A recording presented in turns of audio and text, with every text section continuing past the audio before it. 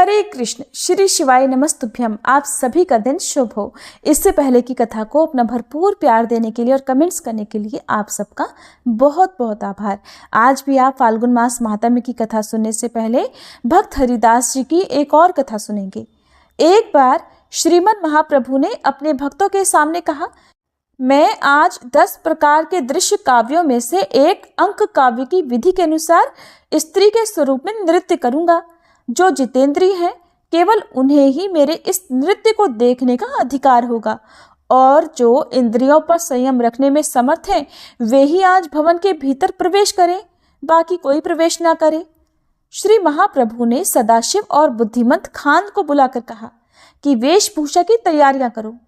सबके लिए शंख, चोली, पट्ट, साड़ी और अलंकार आदि एकत्रित करो और सभी के लिए यथायोग्य वेशभूषा का प्रबंध करो।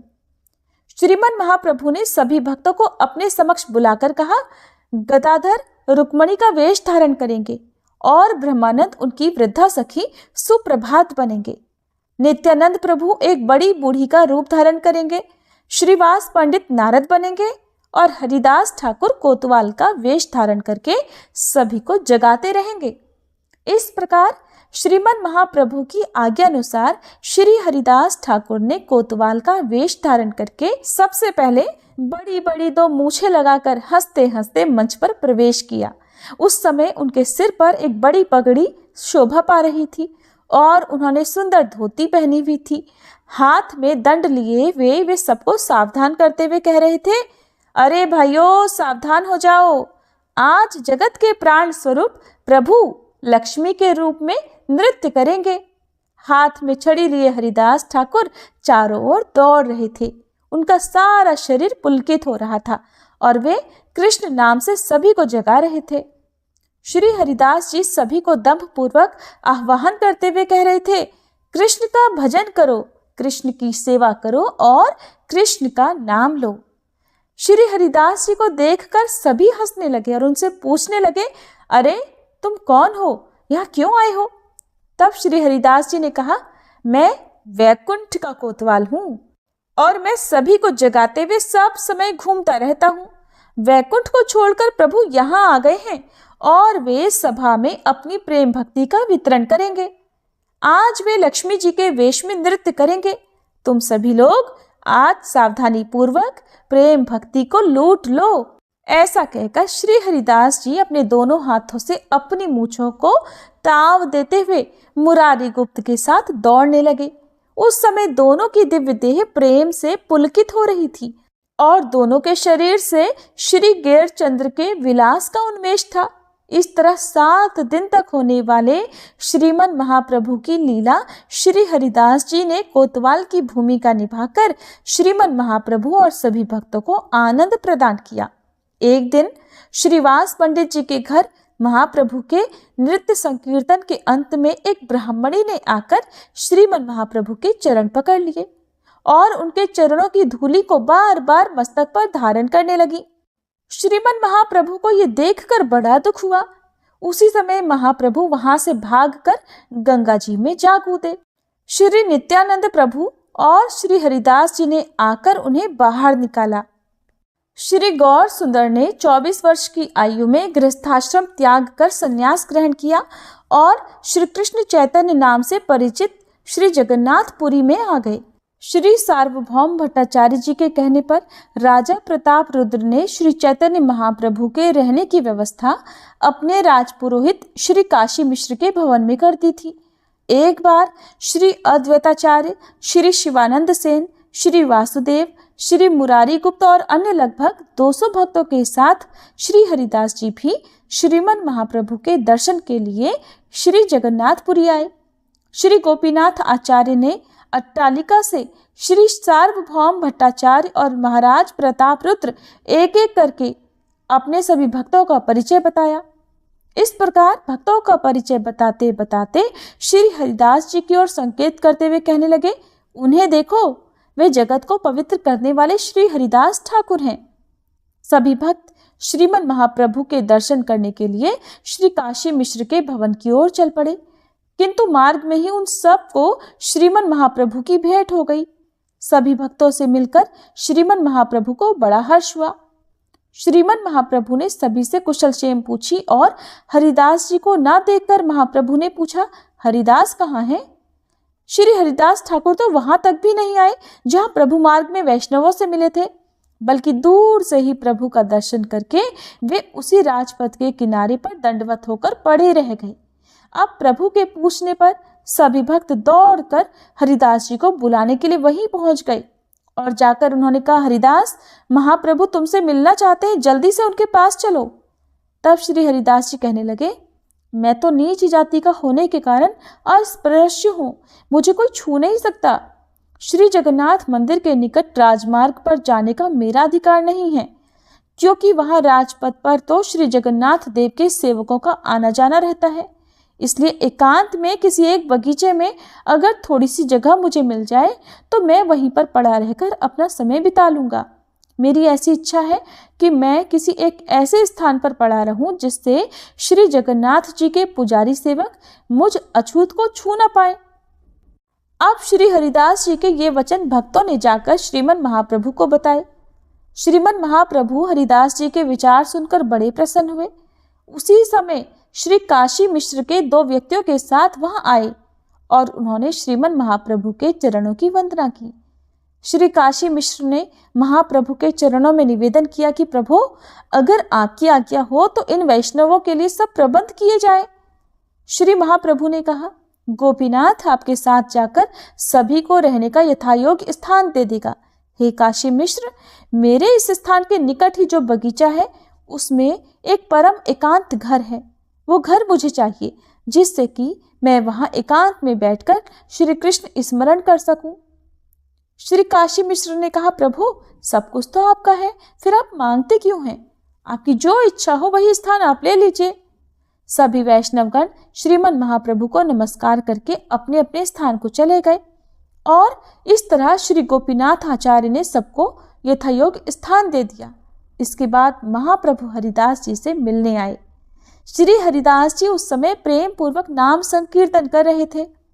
श्रीमन महाप्रभु को आया हुआ देखकर श्री हरिदास जी ने आगे बढ़कर महाप्रभु के चरणों में गिरकर दंडवत प्रणाम किया और महाप्रभु ने उठकर उन्हें आलिंगन किया। अब दोनों प्रेमावेश में रोने लगे। हरिदास जी ने कहा, प्रभु, आप मुझे स्पर्श मत कीजिए, मैं तो नीच जाति का और अछूत और बहुत ही अधम हूँ। तब श्रीमन महाप्रभु ने कहा, हरिदास, मैं स्वयं पवित्र होने के लिए तुम्हारा स्पर्श कर रहा हूँ, तो में जो पवित्र धर्म है वो मुझ में तो है ही नहीं। तुम क्षण क्षण में समस्त तीर्थों में स्नान करते हो और क्षण क्षण में तुम यज्ञ, तप और दान करते हो। तुम निरंतर शास्त्रों का अध्ययन कर रहे हो और तुम ब्राह्मणों और सन्यासियों की अपेक्षा परम पवित्र हो। श्री चैतन्य महाप्रभु ने शास्त्र के वचन कहते हुए कहा कि जिनके जिह्वा के अग्रभाग पर सदैव भगवान का नाम वर्तमान रहता है वह व्यक्ति स्पष्ट होते हुए भी पूजनीय है। जो आपके नाम संकीर्तन करते रहते हैं वे ही सदाचारी हैं। उन्होंने सब प्रकार की तपस्याएं कर ली हैं, सब प्रकार के यज्ञ कर लिए हैं, समस्त तीर्थों में स्नान कर लिया और उन्होंने समस्त शास्त्रों और उनके अंगों का अध्ययन कर लिया है। इतना कहकर महाप्रभु हरिदास जी को बगीचे में ले गए और उन्हें वहां एकांत में रहने के लिए घर दे दिया। उन्होंने कहा, हरिदास, अब तुम इस जगह पर रहकर भजन करो, मैं यहाँ आकर प्रतिदिन तुमसे मिला करूंगा। श्री जगन्नाथ मंदिर के चक्र को देखकर तुम प्रणाम करना, तुम्हारे लिए प्रसाद यहीं पर आ जाएगा। श्री नित्यानंद प्रभु, श्री जगदानंद, पंडित श्री दामोदर और मुकुंद सभी ने श्री हरिदास जी से मिलकर बहुत आनंद का अनुभव किया। समुद्र स्नान करने के बाद महाप्रभु अपने स्थान पर लौट आए। सभी भक्त महाप्रभु के निवास स्थान पर प्रसाद पाने के लिए एकत्रित हुए। महाप्रभु ने सभी को अपने हाथों से प्रसाद परोसा, किंतु महाप्रभु के नहीं बैठने तक कोई भी प्रसाद नहीं पाएगा। इसलिए श्री स्वरूप दामोदर ने प्रभु से निवेदन किया कि सभी भक्त आपकी अपेक्षा कर रहे हैं, इसलिए आप और श्री नित्यानंद प्रभु दोनों प्रसाद पाने बैठिए और मैं सभी को परिवेशन कर दूंगा। तब महाप्रभु ने कुछ प्रसाद अन्न श्री गोविंद के हाथ में देकर यत्नपूर्वक उसे श्री हरिदास जी के पास भिजवाया श्री हरिदास जी के पास प्रसाद भेजने के बाद ही महाप्रभु सब सन्यासियों को बिठाकर स्वयं भी प्रसाद सेवन के लिए बैठ गए। अब श्री हरिदास जी महाप्रभु द्वारा प्रदत्त उसी कुटी में रहकर निरंतर भाव विभोर होकर नित्य प्रति 3 लाख हरिनाम करने लगे। महाप्रभु नित्य प्रति प्रातःकाल श्री जगन्नाथ देव की आरती के दर्शन करके श्री हरिदास जी को दर्शन देने के लिए स्वयं उनकी कुटी में जाते थे। ऐसा सुना जाता है कि एक बार श्री चैतन्य महाप्रभु को भगवान श्री जगन्नाथ के पुजारियों ने प्रसाद में श्री जगन्नाथ देव के प्रसादी बकुल की एक दातुन दी थी। महाप्रभु जब श्री हरिदास जी को दर्शन देने के लिए उनकी कुटिया में गए तो उन्होंने देखा कि हरिदास धूप में ही नाथे बैठे भजन में मुग्ध हो गए हैं। तब महाप्रभु ने उस दातुन को उनके आंगन में ही रोपण कर दिया। देखते देखते उसने एक बहुत बड़े वृक्ष का रूप ले लिया। वह वृक्ष सिद्ध बकुल के नाम से प्रसिद्ध हो गया। आज भी श्री हरिदास जी की भजन स्थली को लोग सिद्ध बकुल के नाम से ही जानते हैं। कथा समाप्त। सभी मिलकर प्रेम से बोलिए श्री हरिदास ठाकुर जी की जय। आप सुनिए आज का अध्याय। स्कंद भगवान बोले, हे महेश्वर, जहाँ आपके हाथ से कपाल गिरा है, कृपया उस तीर्थ का महात्म्य भी बताइए। तब भगवान शिव कहने लगे कि वत्स, वह स्थान अत्यंत गोपनीय तीर्थ है। देवता और असुर सभी वहाँ मस्तक झुकाते हैं। ब्रह्मत्यारा मनुष्य भी वहाँ पर स्नान करने मात्र से ही शुद्ध हो जाता है। पाप मोचन कपाल तीर्थ में 5 तीर्थ हैं। उनमें किया हुआ स्नान, तप और दान सब अक्षय होता है। वहाँ विधि पूर्वक पिंडदान देकर पितरों को नरक से उद्धार करे, यह पितृ तीर्थ कहा गया है। वहाँ तिल से तर्पण करने पर पितर उत्तम स्वर्गलोक को जाते हैं। जो मनुष्य एकाग्रचित होकर स्थिरता पूर्वक वहाँ 1 दिन और 1 रात जप में लगा रहता है, उसके महान मनोरथ की सिद्धि तत्काल ही हो जाती है। स्कंद जी ने पूछा, पिताजी, ब्रह्म तीर्थ कहाँ है और उसका कैसा फल बताया गया है? तब भगवान शिव कहने लगे कि एक समय भगवान विष्णु की नाभि से निकले हुए कमल पर प्रजापति ब्रह्मा जी विराजमान थे। उसी समय मधु और कैटभ नामक दैत्य ब्रह्मा जी से वेदों को चुराकर चल दिए। तब ब्रह्मा जी ने भगवान विष्णु के द्वारा प्रतिपालित बद्री तीर्थ में आकर उन्हें प्रणाम किया और उन सनातन भगवान की स्तुति की। तब भगवान श्रीहरि हयग्रीव अवतार धारण करके एक कुंड से प्रकट हुए। उनके हाथों में शंख चक्र आदि आयुध शोभा पा रहे थे। उनकी कमर में पीतांबर सुशोभित था। श्री अंगों की कांति श्वेत थी। वे 4 भुजाधारी भगवान हयग्रीव दर्पपूर्ण दृष्टि से सब ओर देख रहे थे। उनका स्वरूप अद्भुत था और नेत्रों से कठोरता प्रकट हो रही थी। उनकी गर्दन के चंचल बालों से टकराकर मेघों की घटा भी छिन्न भिन्न हो जाती थी। वे अपने दिव्य तेज से समस्त ज्योतिर्मय ग्रहों की प्रभा को भी तिरस्कृत कर रहे थे। भगवान बड़ी कृपा करके इस अद्भुत रूप में श्री ब्रह्मा जी के आगे खड़े हो गए। उन्हें देखकर ब्रह्मा जी भी आश्चर्यचकित हो गए। उनके नेत्रों में प्रसन्नता छा गई और वे प्रणाम करके भगवान की स्तुति करने लगे। जब श्री ब्रह्मा जी ने श्री विष्णु की स्तुति की, तब वे शीघ्र वहां गए और उन दोनों दैत्यों को बांधकर उन्होंने लीलापूर्वक उन्हें मार डाला। जिसके बाद वेदों को लेकर वे ब्रह्मा जी के समीप आए और ब्रह्मा जी को देखकर स्वरूप में स्थित हो गए। तब से ब्रह्मा जी द्वारा प्रकट किया हुआ वह तीर्थ तीनों लोकों में ब्रह्मकुंड के नाम से विख्यात हुआ। उसके दर्शन मात्र से ही महापातकी मनुष्य भी पाप रहित होकर तत्काल ही ब्रह्मलोक में चले जाते हैं।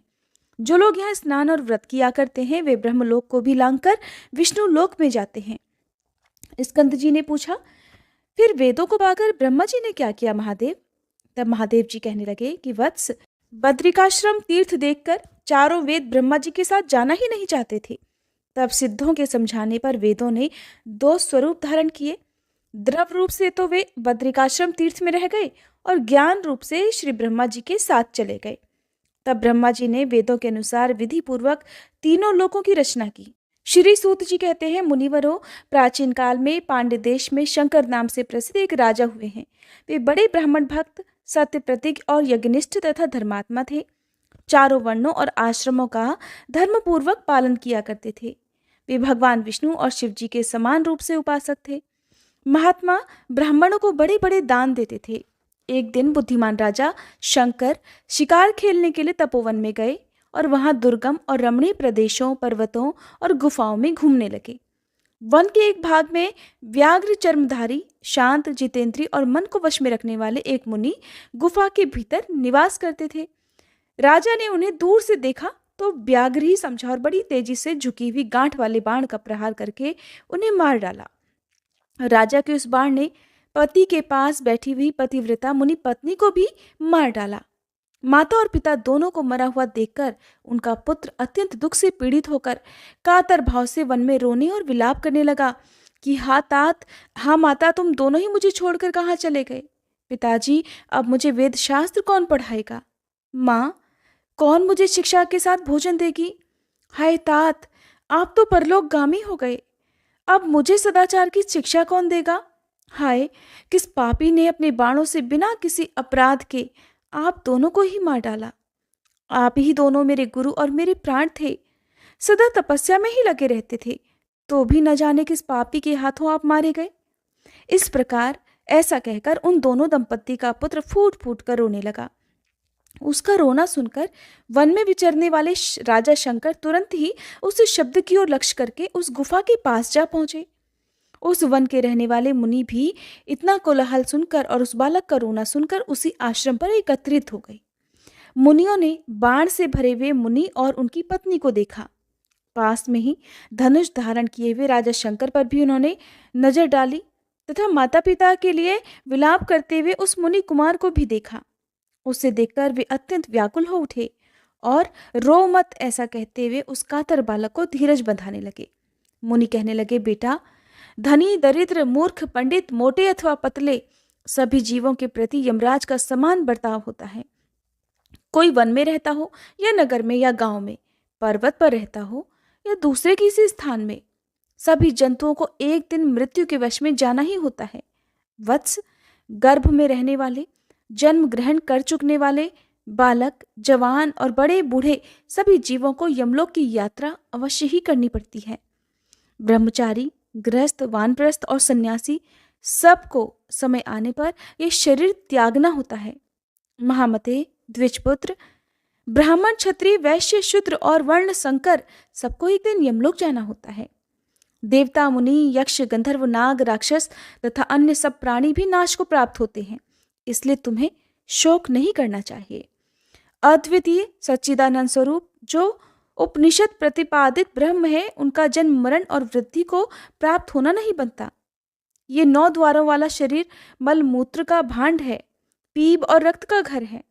पानी के बुलबुले के समान ये क्षण भंगुर है और इसमें कीड़ों का ढेर अर्थात कीटाणुओं का समुदाय भरा हुआ है।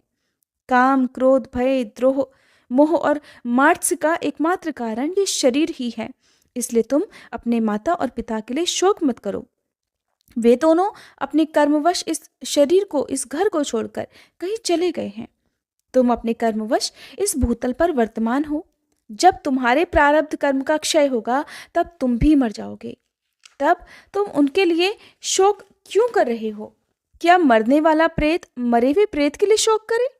तुम्हारी माता और पिता जब उत्पन्न हुए थे उस समय तो तुम्हारा जन्म भी नहीं हुआ था, इसलिए तुमसे उनकी गति भिन्न है। अगर तुम्हारी और उनकी समान गति होती तो तुम भी तो उन्हीं के साथ चले जाते। जिस बाण से वे मरे हैं उसी से तुम भी मर गए होते और वे मरकर जहाँ गए हैं वहीं तुम भी पहुंच जाते। ऐसा नहीं हुआ। इससे सिद्ध है कि तुम्हारी और उनकी समान गति नहीं है, इसलिए उनके लिए तुम्हें शोक नहीं करना चाहिए। मरे हुए प्राणियों के भाई बंधु जो इस धरती पर आंसू बहाते हैं, उन आंसुओं को मरे हुए प्रेत परलोक में पीते हैं। इसलिए शोक छोड़कर एकाग्रचित्त होकर धैर्य धारण करो और वैदिक रीति से माता पिता का प्रेत कार्य करो। तुम्हारे पिता और माता बाण के आघात से मरे हैं, इसलिए उस दोष की शांति के लिए इनकी अस्थियां लेकर रामेश्वर शिव के क्षेत्र में मुक्तिदायक राम सेतु में स्थापित करो और सपिंडीकरण आदि श्राद्ध भी वहीं करो। इससे उनके 2 मृत्यु जनित दोष की शांति हो जाएगी।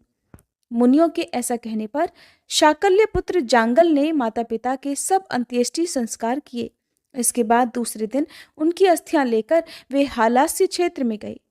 हालास्य क्षेत्र से रामेश्वर क्षेत्र में जाकर मुनियों के बताए अनुसार वहां उन अस्थियों को डाल दिया और वहीं रहकर 1 वर्ष पूरा होने तक सभी श्राद्ध आदि कार्य भी संपन्न किए।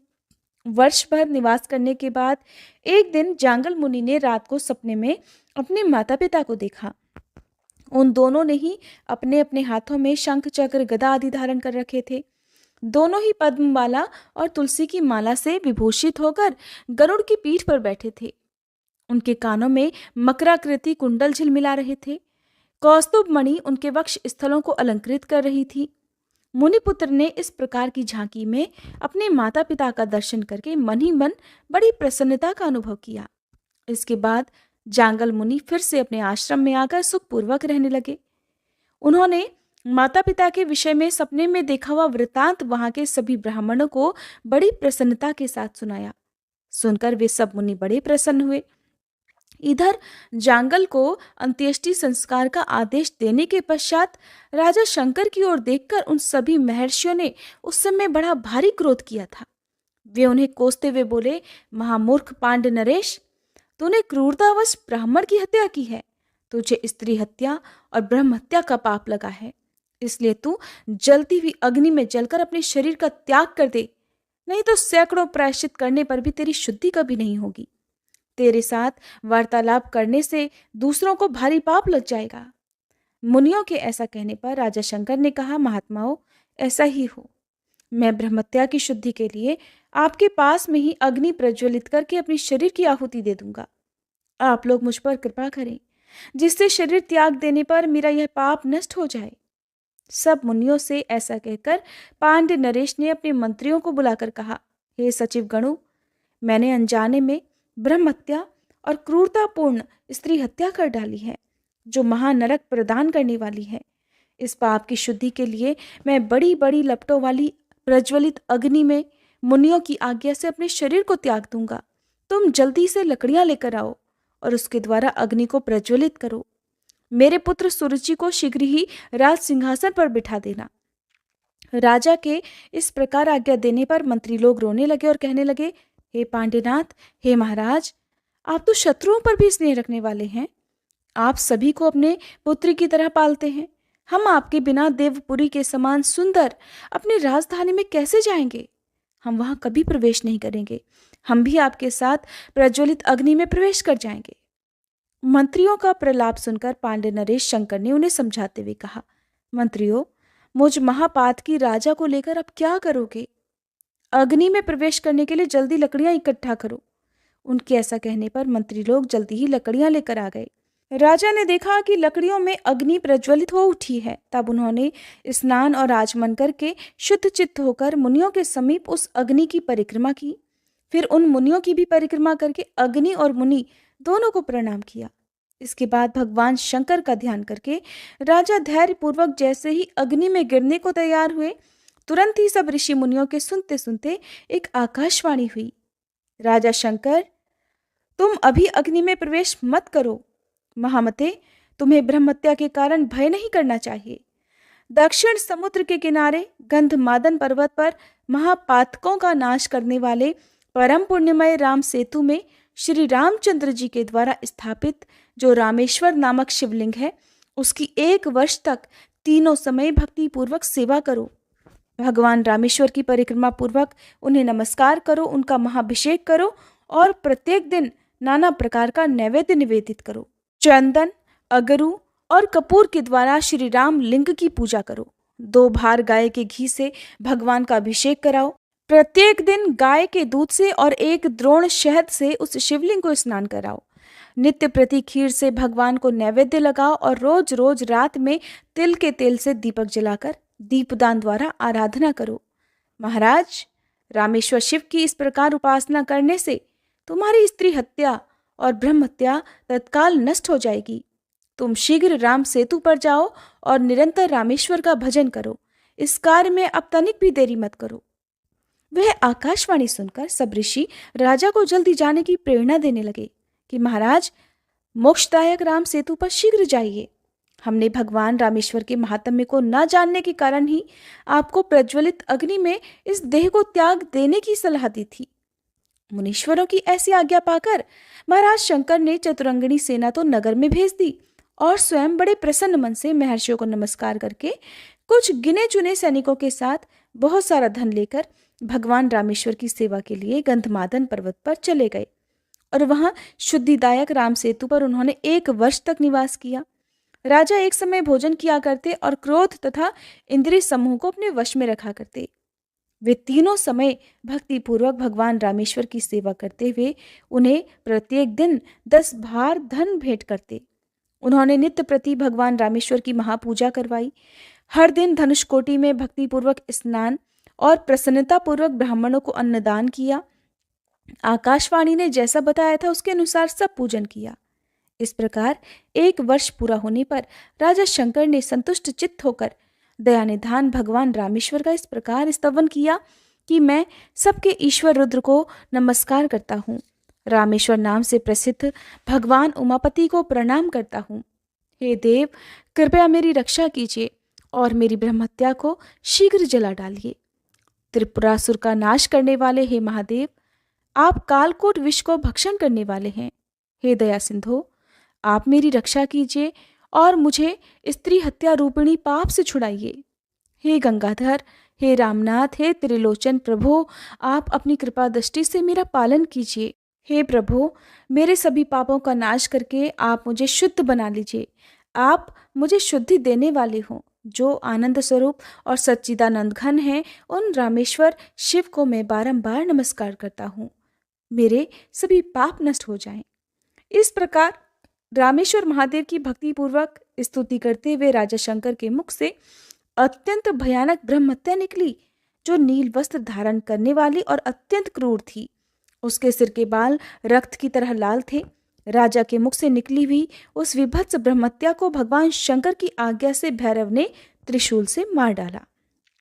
तब भगवान रामेश्वर ने राजा से कहा कि हे पांडे नरेश महाराज, मैं तुम्हारे इस स्तोत्र से प्रसन्न होकर तुम्हें वर देना चाहता हूँ। तुम कोई मनवांचित वर मांगो। स्त्री हत्या और ब्रह्महत्या से जो तुम्हें दोष लगा था वह अब निकल गया। तुम अब शुद्ध हो चुके हो, निष्पाप हो गए हो। पहले की तरह अपने राज्य का पालन करो। और राजन, मेरी सेवा करने वाले मनुष्य फिर संसार में जन्म नहीं लेते, वे मेरे सायुज्य मोक्ष को प्राप्त कर लेते हैं। जो मनुष्य इस स्तोत्र द्वारा भक्तिपूर्वक मेरी स्तुति करेंगे, उनके महापातकों की राशि को मैं अवश्य ही नष्ट कर दूंगा। अब तुम इच्छानुसार वर मांगो। तब राजा बोले, हे महेश्वर, मैं तो आपके दर्शन मात्र से ही कृतार्थ हो गया हूँ। इस समय मुझे इससे बढ़कर मांगने योग्य कोई वस्तु ही नहीं प्रतीत होती। आपके दोनों चरण कमलों में मेरी अविचल भक्ति सदा बनी रहे, बस ऐसा आशीर्वाद आप मुझे दीजिए। तब तथास्तु कहकर भगवान रामेश्वर ने राजा पर अनुग्रह किया और वे पुनः उसी शिवलिंग में अंतर्ध्यान हो गए। भगवान रामेश्वर की कृपा प्राप्त करके राजा भी कृतार्थ हो गए और उन्हें प्रणाम करके अपनी पुरी को चले गए। उन्होंने वनवासी मुनियों को ये सारा वृतांत बतलाया। तब उन मुनियों ने प्रसन्नचित्त होकर राजा को पुनः उनके राज्य पर अभिषिक्त किया। इसके बाद अंतकाल आने पर राजा ने रामेश्वर शिव का ध्यान करते हुए अपनी देह का त्याग किया और भगवान रामेश्वर के सायुज्य मोक्ष को प्राप्त कर लिया। जय भोलेनाथ। आज के अध्याय में बस इतना ही। इसके आगे की कथा आप सभी आने वाले अध्याय में जरूर सुनिएगा।